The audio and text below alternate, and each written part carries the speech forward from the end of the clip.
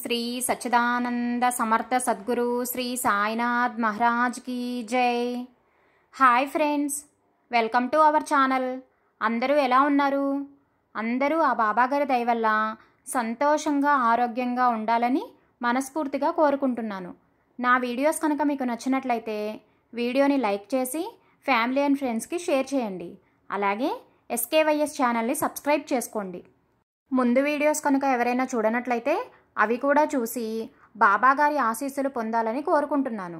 ఇక ఈరోజు వీడియోలోకి వెళ్ళిపోదాం.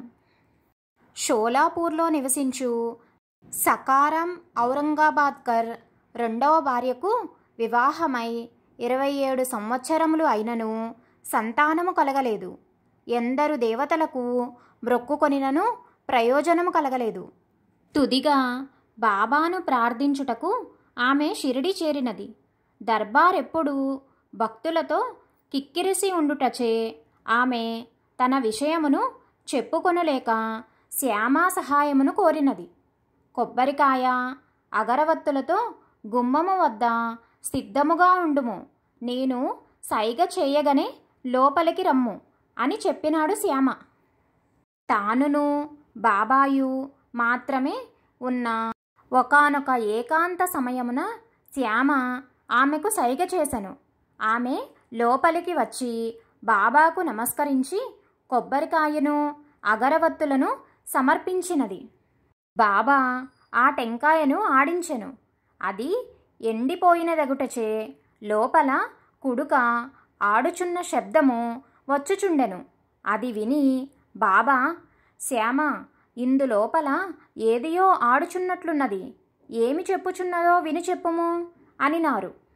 అప్పుడు శ్యామ, ఆమె తన గర్భమందొక బిడ్డ ఆటులనే ఆడవలనని కోరుచున్నది, ఈ టెంకాయను ఆశీర్వపూర్వకముగా ఆమెకు ఇమ్ము అనినాడు. అప్పుడు బాబా, టెంకాయలకు పిల్లకాయలు పుడతారా అనినారు.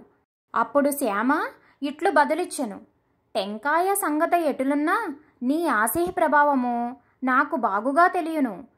నీవు ఆలస్యము చేయక ఆమెను ఆశీర్వదించుము అనినాడు శ్యామ.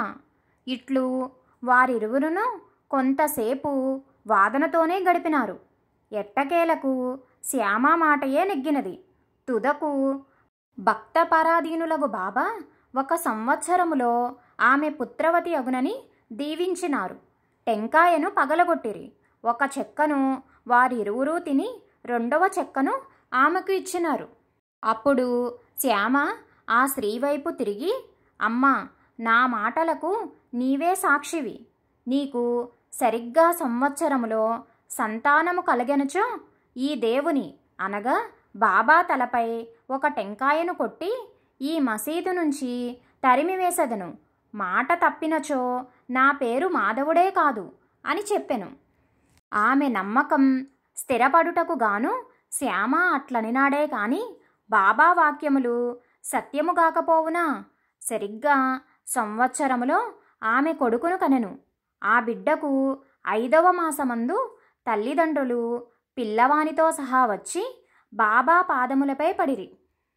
ఔరంగాబాద్కర్ కృతజ్ఞతాపూర్వకముగా బాబాకు 500 రూపాయలు సమర్పించెను. ఆ ధనముతోనే బాబా గుర్రమైన శ్యామాకర్ణకు శాల కట్టించబడినది. ఆ బాబావారి ఆశీర్వాద ప్రభావము ఎంత గొప్పదో కదా. అలాగే మనందరి మీద కూడా ఆ బాబావారి ఆశీర్వాదం ఎల్లప్పుడూ ఉండాలని కోరుకుంటూ అందరికీ ఓం సాయిరామ్, ఓం శ్రీ సాయినాథాయ నమః. Thank you for watching friends.